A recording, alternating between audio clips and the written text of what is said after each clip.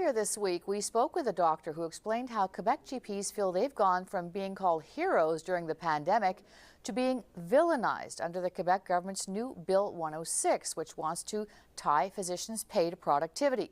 Well, Quebec med students are watching all this closely because it could affect their futures. Christopher Gray is a third-year med student at McGill, and he joins us now. So, Christopher, you came to Quebec from Ontario to study here. Both your parents are doctors. What made you decide you wanted to be a GP? Yeah, absolutely.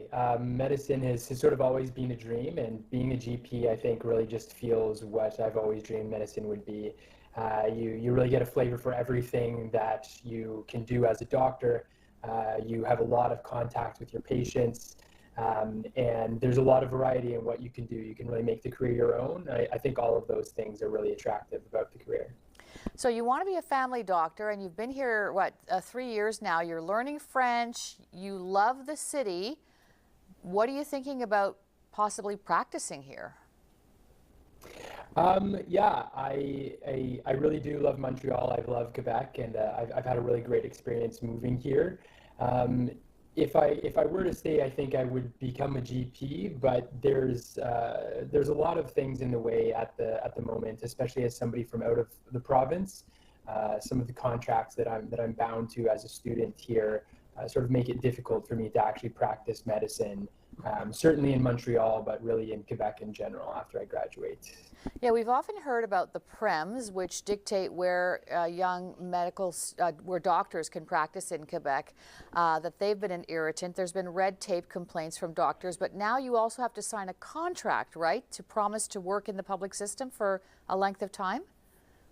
Yeah, that's right. Anybody who's starting medical school here now or residency needs to sign a contract where once they graduate, they will pay back a period of 5 years, I believe, to the public healthcare system after graduating.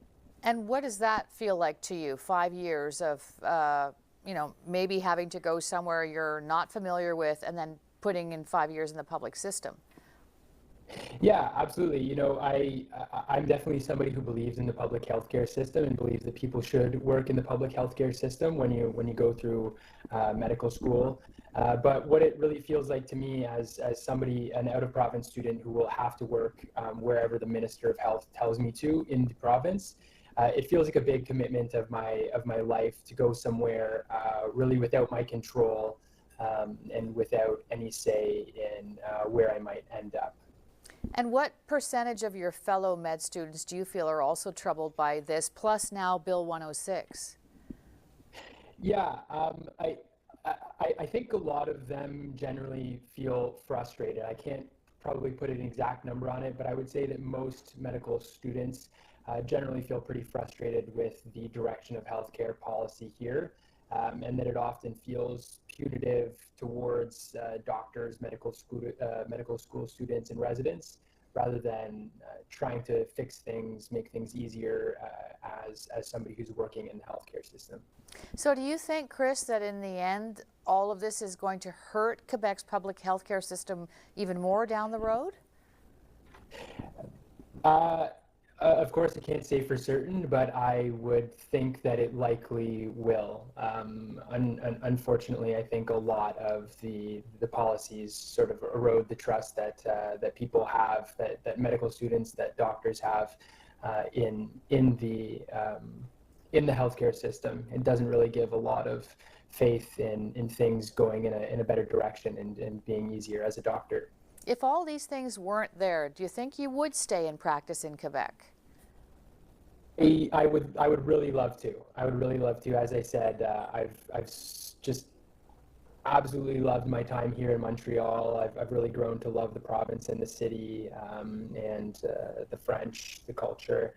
But yeah, I would love to stay.